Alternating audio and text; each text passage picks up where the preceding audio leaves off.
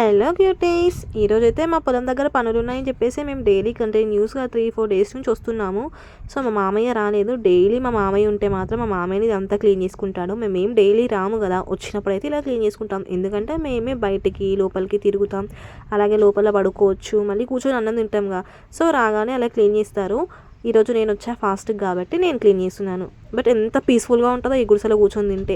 అలా అని మా పిల్లలు ఏం చేశారంటే, ఆ మమ్మీ మేము కూడా వస్తాము ఈరోజు హాలిడేనే కదా అని చెప్పి ఈ బుక్స్ అన్నీ పట్టుకొని వచ్చారు బావి దగ్గరికి. కానీ ఈ పొలం దగ్గరికి వచ్చిన తర్వాత వాళ్ళకి రాసుకోబుద్ధి అవుతుందా చెప్పండి, చదువుకోబుద్ధి అవుతుందా? ఈ వెదర్ని, ఈ గాలిని అన్నీ చూసుకుంటూ. అయినా కూడా నేను ఊరుకుంటానా చెప్పండి. కాసేపు చదువుకున్నారు, కొన్ని హోంవర్క్ వేసుకున్నారు, కథం బుక్స్ పక్కకు పెట్టేసేసారు. ఇప్పుడు వాటి పని అయిపోయింది, ఇంకంతే. మళ్ళీ అది ఇయర్ ఇంటికి వెళ్ళే వరకు చూడండి ఎన్ని మంకీస్ వచ్చినాయి అంటే, అబ్బా అబ్బా అబ్బా, ఎప్పుడు 24 hours ఇక్కడే ఉంటాయి. ఇంటి దగ్గర కూడా ఉంటాయని చెప్పాను కదా, ఇక్కడే టెంపుల్ ఉంటుంది. ఈ టెంపుల్ చుట్టే 24 hours కోతులు తిరుగుతూనే ఉంటాయి. తిననివ్వవు, ఏమైనా సామాన్ పెట్టినా చదువుతూనే ఉంటాయి.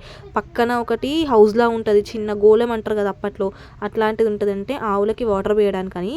ఈ మా పొలం దగ్గర కోతులకైతే ఎంజాయ్ చేస్తాయి ఆ వాటర్ని యూస్ అయితే. అబ్బా, అందులో దుంకి దుంకి దుంకి వాటర్ అన్ని ఖరాబ్ చేస్తాయి. ఏం చేస్తాం చెప్పండి, ఒక కోతిని అంటే కొడతాం.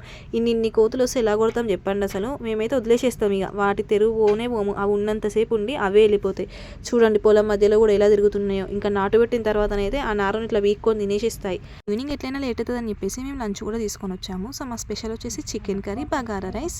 వీడియో నచ్చితే ఒక లైక్ ఇవ్వండి, అలాగే సబ్స్క్రైబ్ చేసుకోండి. Thank you for watching.